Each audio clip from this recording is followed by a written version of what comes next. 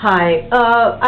I don't do walk and talks very much anymore, and I'm really tired of sticking the camera out the window and talking to you. I'm not, shy about my appearing to you, and like I'm not dressed or made up or anything or ready to, do a clip or anything, and I don't care about that. Look, I haven't cut my hair in 3 years already. The last trim job I gave myself was really bad. But I wanted to let you know a few things that are going on with me. Some of you who know me might remember I was having a problem with the Franprix in my neighborhood and the bank. Well, it's still not resolved, and I just spent, I guess about 20 minutes at the Franprix, and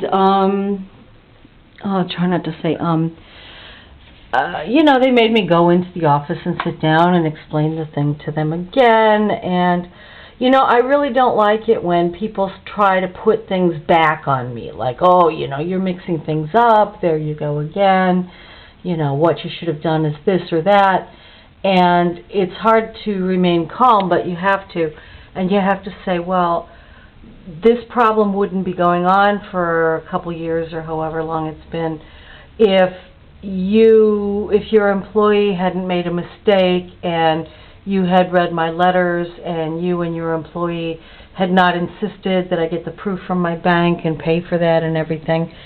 And it was also unfortunate that I had to actually go into that store where I don't like to go anymore. And, they were kind of like, people like insult me, like, well, if your husband has a problem with this, you ought to get a new husband, or you're messed up because you have a bad marriage. That is like, a lot of men don't get spoken to that way. It's something that I find that I'm getting more and more sensitive to and bitter about.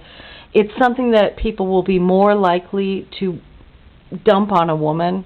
Like, well, you're flaky, or, you're bothering me, and it's not my problem if your husband got upset about this 80-some euros plus the money you had to spend on the bank so long ago, and, the next time this happens, you should come right in and tell us. I had, as soon as possible, I said to the guy, you don't seem to understand. I had faith in your employee who made a mistake. And then I went back, and I didn't use these words, You have to be careful. The employee basically said, nobody, we did not deposit your check, And I was like, well, yeah, I think you did. And they were like, well, we need proof of that. I was like, okay, I'll go get proof. So I've got to get the exact date now of the check and the year and everything. And I said to him, well, I'm going to write another letter to you, and I'm going to do another YouTube clip about this, and maybe Dailymotion also. And he looked kind of surprised, but, this is like, I really don't want to bring up the gender thing, but, I'm sensitive. I'm an immigrant here. It's true that I had to learn the language here. I don't speak or understand it perfectly. I don't write it perfectly. And this is a different legal and banking system, and there are different customs and laws and accounting systems and everything, really. Like for things like problems with the EU and stuff, you have to understand that things just are different over here. As you understand, perhaps, banking and, what you think is going on from your viewpoint in the United States probably does not apply here legally. You have to, you can't just like go to another country and march outside and deal with people the exact same way that you would deal with them where you come from. And that's just a fact of life. You can't say, well, it's messed up, it should be this way or that way, because that doesn't alter the fact that things are the way they are, and like centuries and of French culture and history and you know, Latin law going back to God knows when and whatever. You know, if I don't like any of it, there's really nothing I can do about it, right? So I'm just really frustrated. I'm here alone, and I'm tired. I don't feel that great. I've got a big showdown coming professionally next week, and I don't know what's going to happen with that. You know, these people are shillying and shallying, and I am at the point where I just don't know what to say to people anymore. And so I don't say anything, and then I'm the inconvenient truth. You know, the thing that won't go away. You know, they forget that I'm around and that I exist, and yet they shouldn't forget that I'm here and that situations exist because of them. And because of the fact that I was born. I hope this makes sense.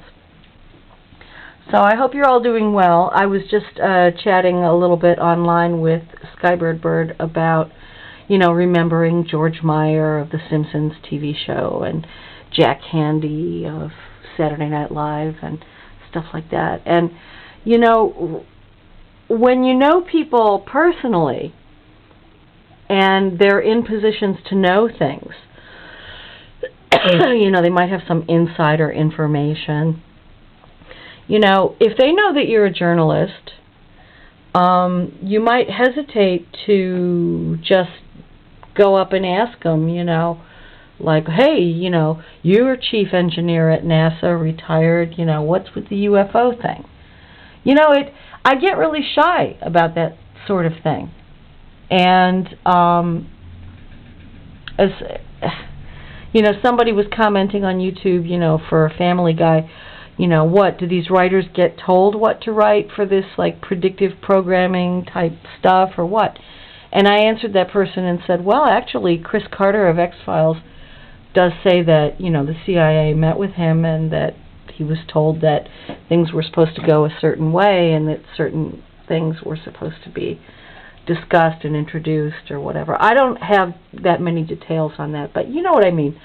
But if you know somebody who is in a position to know something which is kind of interesting and curious and provocative, and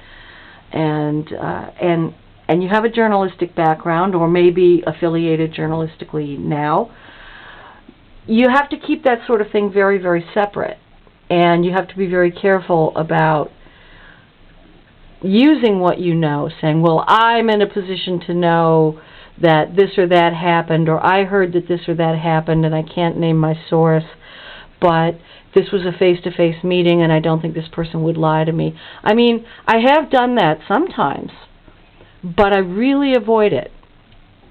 And if you know somebody who's famous or connected or is not famous but might have some direct experience with something, I don't know about you, but I get really, like, shy about just, like, asking things bluntly, you know.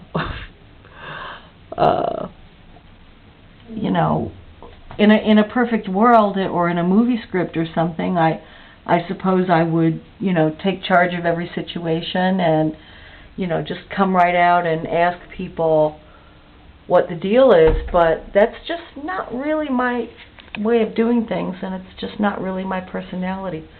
So I hope this finds you well, and the Franprix situation is still not resolved, nor is it with my bank, Crédit Agricole. And see you later, alligator. Bye.